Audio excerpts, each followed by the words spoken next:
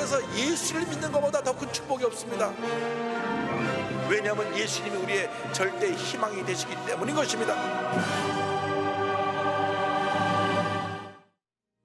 오늘 은혜 받으실 말씀은 마태복음 14장 24절에서 32절까지 말씀입니다. 마태복음 14장 24절에서 32절까지 말씀을 다 같이 봉독하겠습니다. 배가 이미 육지에서 술이나 떠나서 바람이 거스름으로 물결로 말미암아 고난을 당하더라. 밤 사경에 예수께서 바다 위로 걸어서 제자들에게 오시니 제자들이 그가 바다 위로 걸어오심을 보고 놀라 유령이라 하며 무서워하여 소리 지르거늘 예수께서 즉시 이르시되 안심하라 나니 두려워하지 말라. 베드로가 대답하여 이르되 주여 만일 주님이시거든 나를 명하사 물 위로 오라 하소서 하니 오라 하시니 베드로가 배에서 내려 물 위로 걸어서 예수께로 가되 바람을 보고 무서워 빠져가는지라 소리 질러 이르되 주여 나를 구원하소서 하니 예수께서 즉시 손을 내밀어 그를 붙잡으시며 이르시되 믿음이 작은 자여 왜 의심하였느냐 하시고 배에 함께 오름에 바람이 그치는지라. 아멘.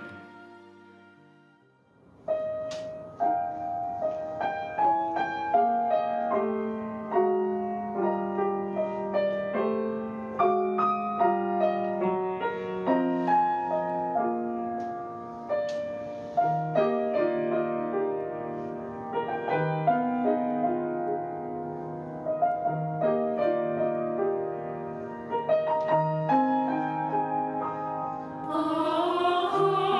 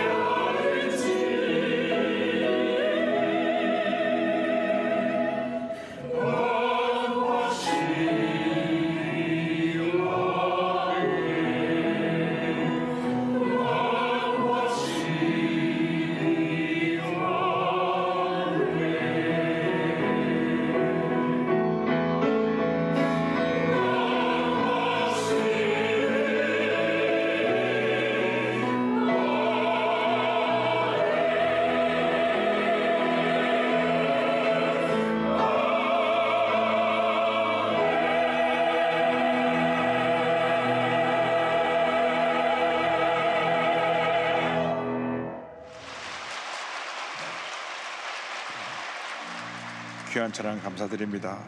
믿음으로 고백합니다. 오늘 우리에게 좋은 일이 일어납니다. 오늘 우리에게 좋은 일이 반드시 일어납니다. 우리가 긍정적으로 고백할 때 하나님께서 긍정적인 고백을 통하여 놀라운 역사를 이루시는 것입니다. 절대로 예수 믿는 사람들은 입에서 부정적인 얘기를 하면 안 됩니다. 할 수 없다, 안 된다, 못 살겠다, 죽겠다. 이것은 예수 믿는 사람들의 믿음의 언어가 아닙니다. 예수 믿기 전에 옛사람의 모습입니다. 절대 긍정의 고백을 통하여 우리에게 하나님의 큰 은혜가 임할 것입니다. 코로나19로 아무리 힘들고 어려워도 우리는 모든 어려움 이겨내고 반드시 좋은 일이 일어난다, 믿음으로 고백해야 되는 것입니다. 하나님께서 우리 모두에게 큰 은혜를 주실 것입니다. 오늘 마태복음 14장을 본문으로 하여서 주여 나를 구원하소서 이 같은 제목으로 함께 말씀의 은혜를 나누기 원합니다. 제목을 따라해 주시기 바랍니다. 주여 나를 구원하소서. 주여 나를 구원하소서. 우리가 한 번뿐인 인생을 살아가는데 평범하게 한평생을 살아가는 것도 큰 복입니다. 태어나면서부터 장애를 갖고 태어난 분은 그 선천적인 장애로 인해서 평생 동안 누구에게도 그 고통과 아픔을 제대로 이야기하지 못하고 힘들고 어려운 인생을 살아가야만 합니다. 또 살다가 불의의 사고로 장애를 당한 분, 또 어릴 때 부모님이 돌아가서 홀로 고아로 자라는 분들, 그런 분들은 정말 남들보다 몇 배로 힘든 인생을 살아가고 있는 것입니다.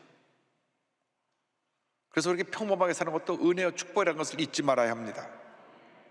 그러나 우리가 기억해야 될 것은 몸에 장애를 가지든지 어떤 어려움에 처해서 고통스러운 삶을 살고 있든지 늘 몸이 약해서 병원 시설을 져야 되는 그런 삶을 살고 있다고 할지라도 예수님을 구세주로 영접하기만 하면 예수님 안에서 우리가 모든 문제와 어려움을 이겨내고 우리 마음에 기쁨과 평안함을 가지고 살아갈 수가 있습니다. 예수님을 내 삶의 주인으로 모시고 사는 것이 행복이요, 은혜요, 기쁨이요, 축복인 것을 잊지 않게 되기를 바랍니다. 그럼에도 불구하고 우리가 이 세상 살아가는 동안 끊임없이 고난의 풍랑이 다가옵니다. 먼저 고난의 풍랑에 대해서 함께 오늘 말씀을 생각해 보기 원합니다. 마태복음 14장 24절입니다. 배가 이미 육지에서 술이나 떠나서 바람이 거스름으로 물결로 말미암아 고난을 당하더라. 예수님의 제자들이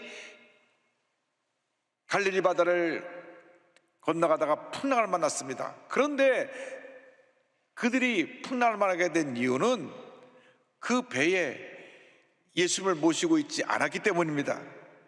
예수님 홀로 산에 기도하러 가시고 저들만 배를 타고 갈릴리 바다를 건넌 것입니다. 예수님이 산에 기도하러 올라가면 다 같이 따라 올라가서 같이 기도했어야 되는데 자기들이 먼저 건너가라고 말씀하신다고 해서 먼저 배를 타고 건너가다가 풍랑을 만난 것입니다. 그렇습니다.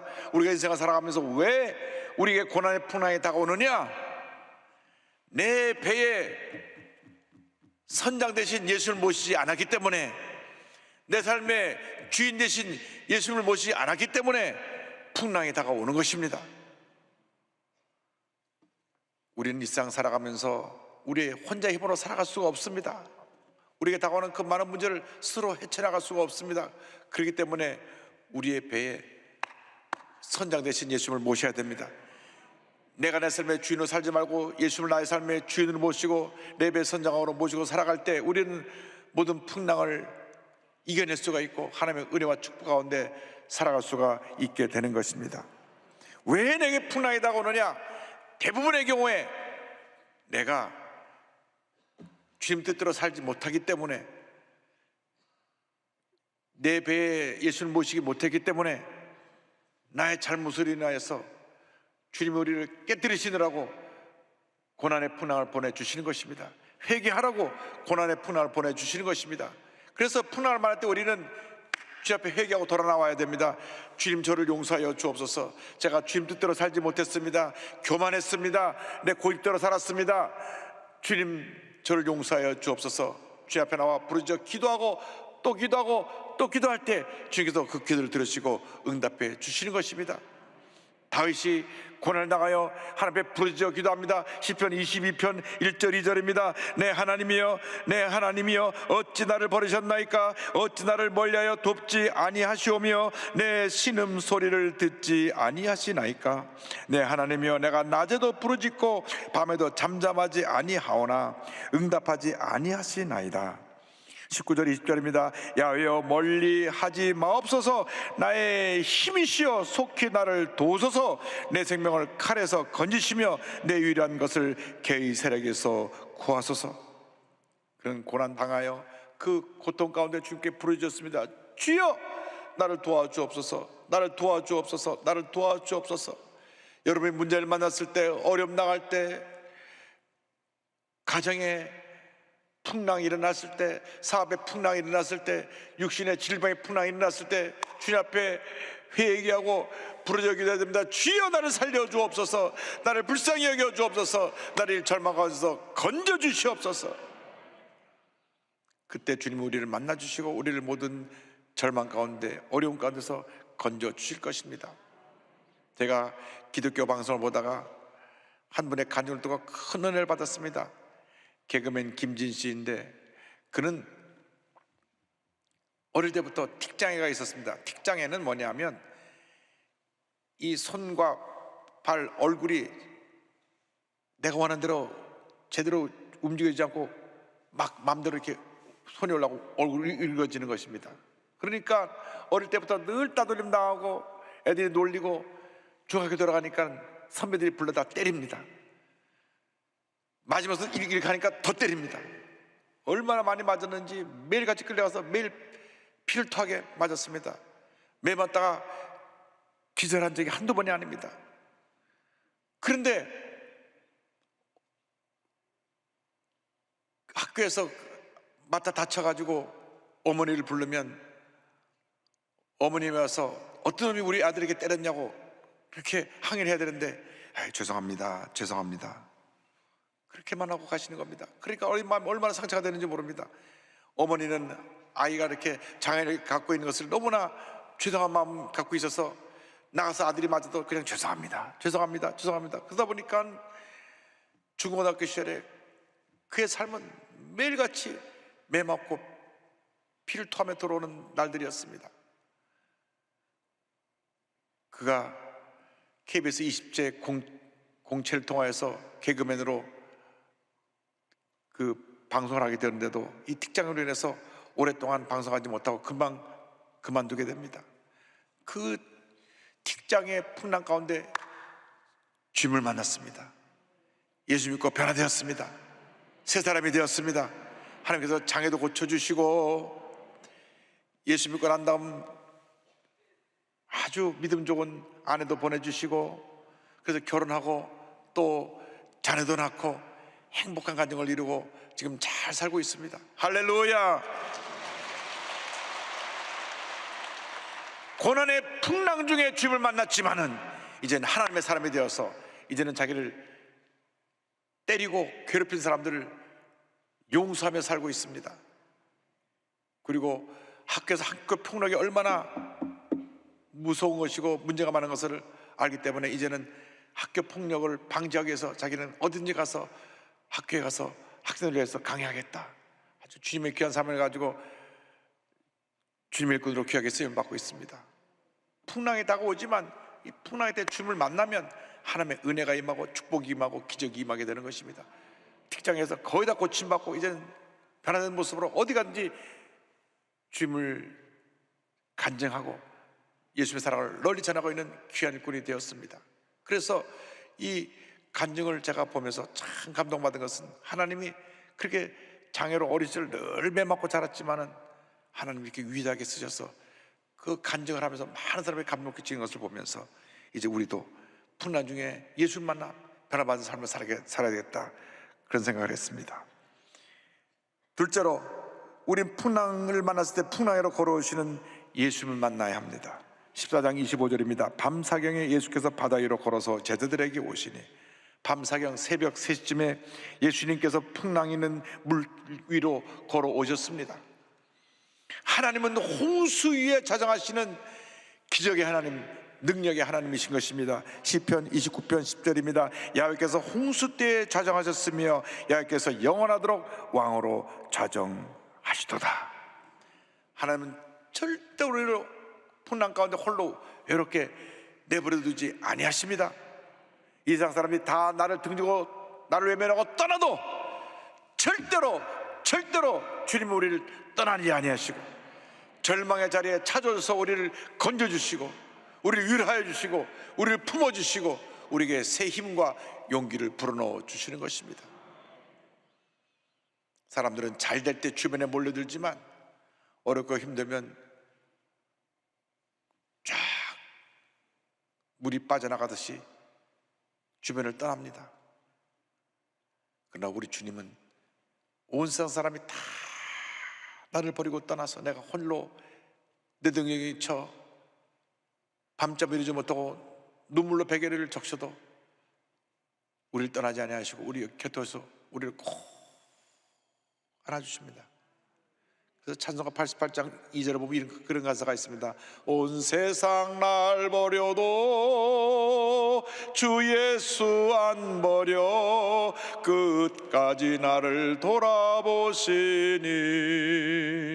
주는 저 산 밑에 백합 빛나는 새벽별 이 땅 위에 비길 것이 없도다.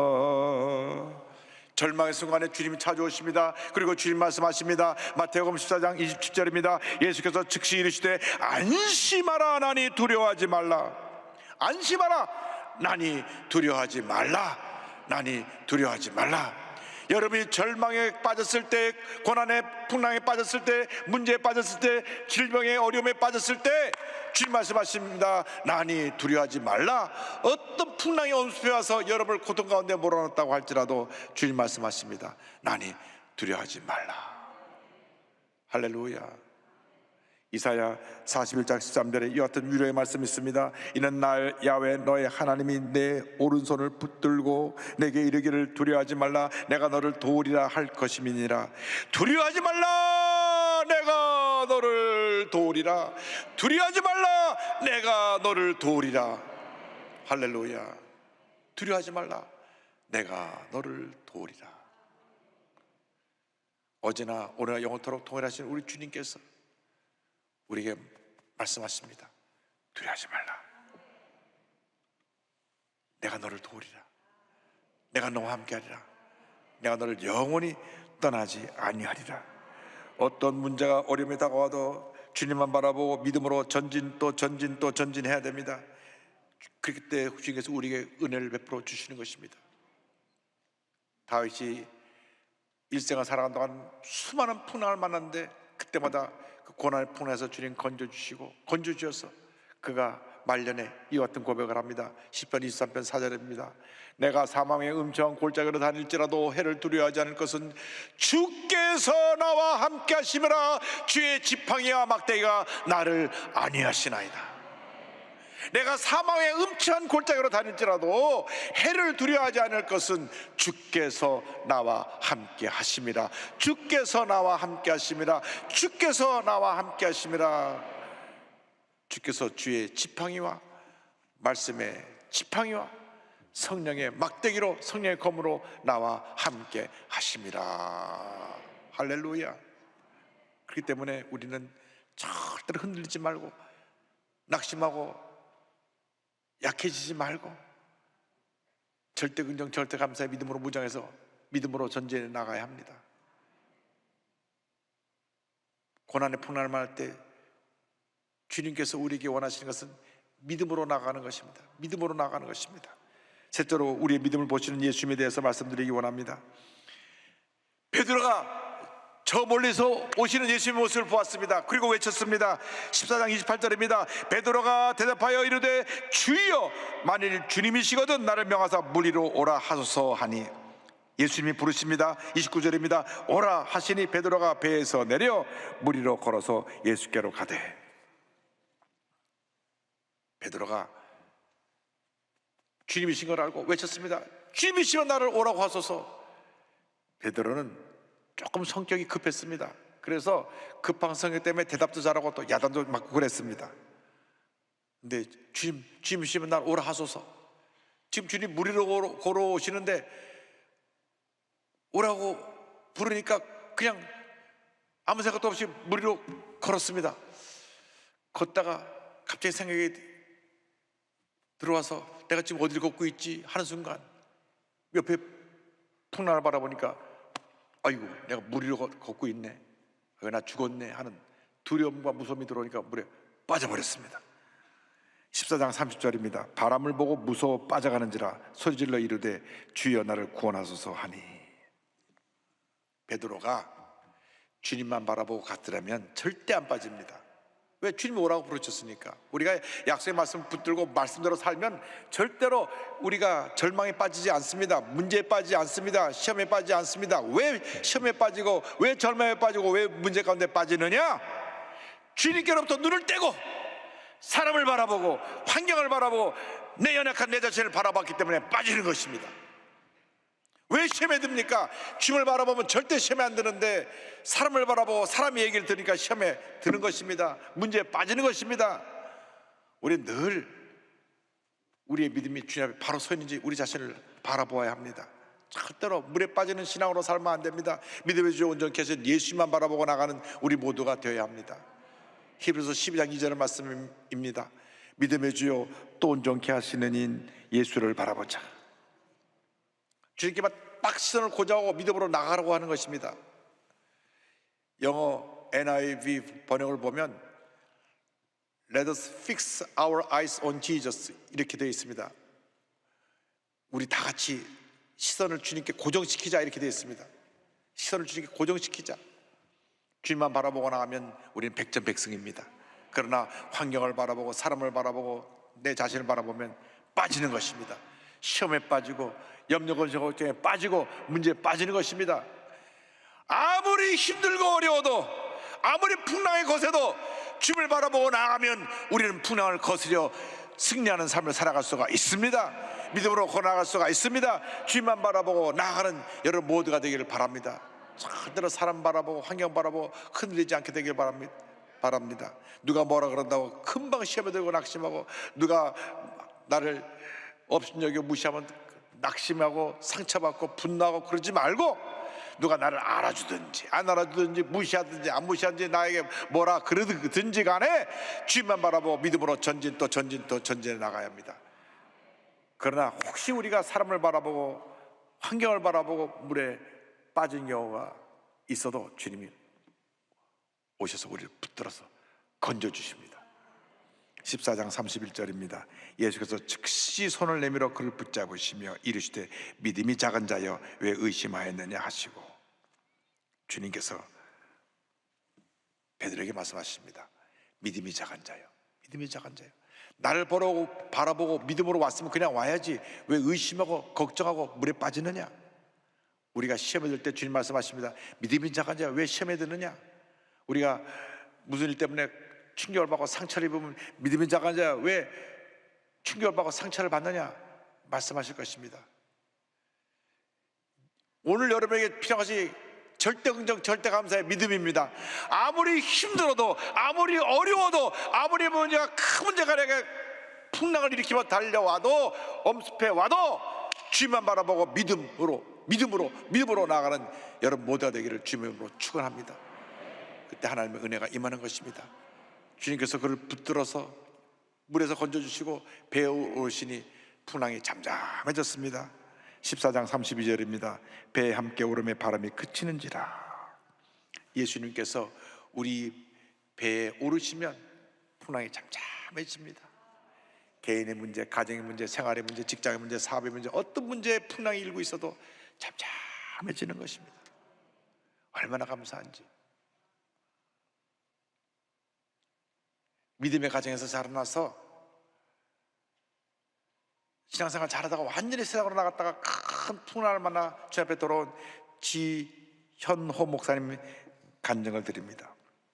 지금 올리브 선교회를 만들어서 선교사님을 섬기고 중보기도 제자 훈련을 하고 있는 귀한 목사님이신데, 원래 독실한 기독교 집안에서 자라난 착실한 모범생이었는데 늘 경찰이었던 아버지를 자랑스럽게 여기고 아버지를 존경했습니다.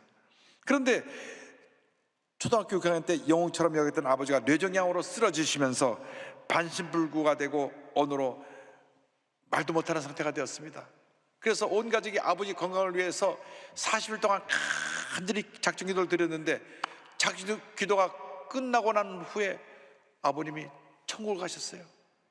그 도저히 어린 나이 이해할 수가 없었습니다. 어떻게 하나님이 살아계시면 우리 아버지를 이게 데려갈 수가 있나. 제가 언젠가 기도하는 가운데 깨달은 것 중에 하나가, 주님께서 가르쳐 주시기를, 이 땅에서 오랫동안 병으로 너무 고생하고 중매건 걸린 분들을 주님께서 때때로 일찍 데려가시는 것은 온몸을 완전히 건강하게 만들어주고 치료해주고 회복시켜주기 위해서, 눈물도 근심도 걱정도 고통도 괴로움도 없는 다시는 질병으로 고통당하지 않은 천국으로 미리 부르신 것이라고 말씀하셨습니다. 그런데 그런 믿음을 갖지 못했기 때문에 너무 충격을 받고 그때부터 술을 먹고 막 방탕한 삶을 살기 시작했습니다. 그런데 과부인 어머니가 자기 자녀들을 돌보기도 너무 힘들고 어려운데, 외삼촌이 신장이 나빠서 위독하게 되니까 신장을 이식해 준다 그럽니다. 그래서 막 술 먹고 돌아서 난리치면서 절대 엄마 신장 떼어주면 안 된다 그러는데, 어머니가 언젠간 너도 십자가의 복음을 알게 될 날이 올 것이다, 아들아 너를 축복한다, 그 말하고 신장을 떼어줬어요. 그 수술 후유증으로 40대였던 어머니가 2년 동안 지팡이를 짚고도 허리도 펴지 못하고 제대로 걷지도 못했습니다. 그래서 아버지의 죽음과 이해할 수 없는 그 어머니의 그 한 모습을 보면서 더 삐뚤어졌습니다.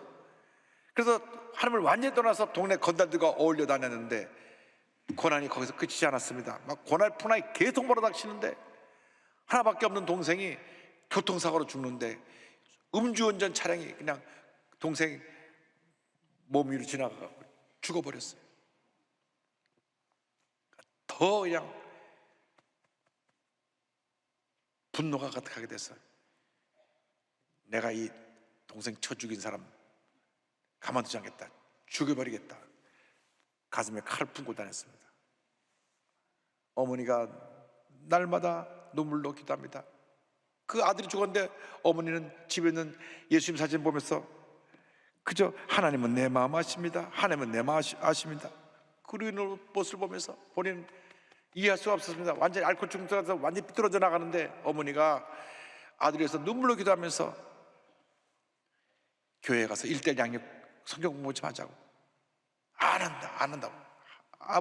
어머니가 마지막 너에게 한 가지 소원 있으면 1:1 양육 교육 한번 받는 거라고 부탁하고 또 하는데, 정작 그 교회에서는 동네 소문난 건달이고 술주정뱅이를 아무도 양육해 주려고 하지 않았어요.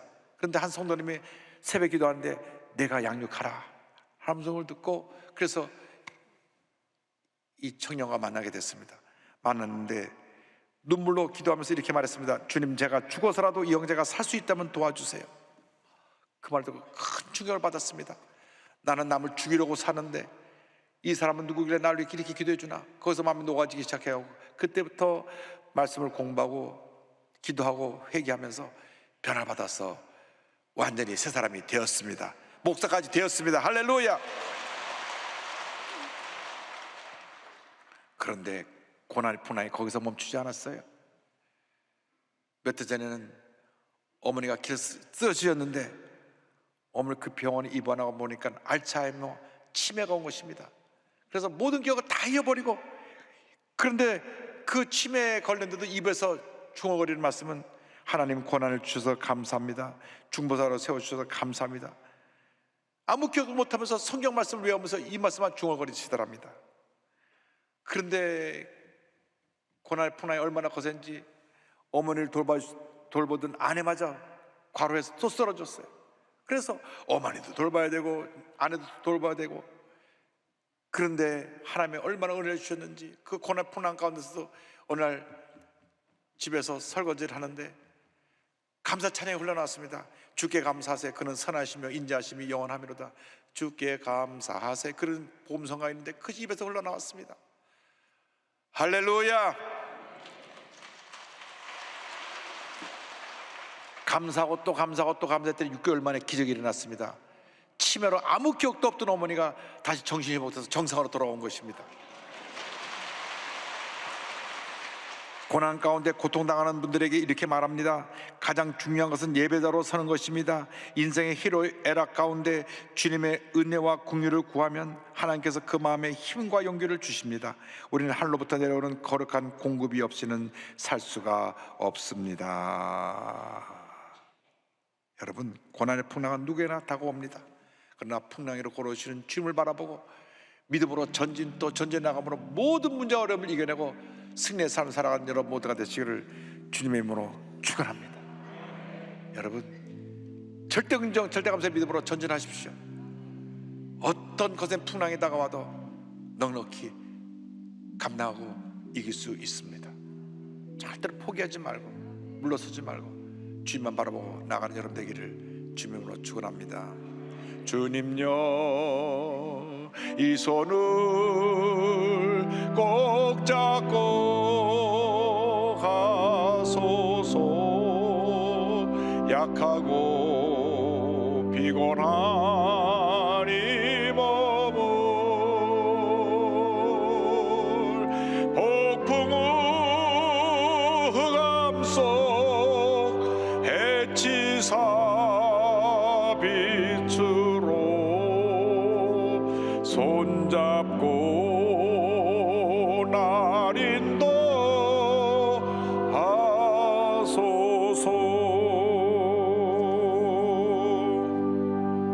사랑이 무한하신 하나님 아버지, 우리에게 어떤 풍랑이 다가와도 예수님만 바라보고 약속의 말씀 붙잡고 믿음으로 전진 또 전진 또 전진해 나가는 저희 모두가 되게 하여 주시옵소서. 절대로 포기하지 말고 물러서지 말고 흔들리지 말고 오직 예수, 오직 믿음, 오직 말씀으로 전진해 나가는 저희 모두가 되게 하여 주시옵소서. 예수님의 이름으로 기도 올리옵나이다. 아멘.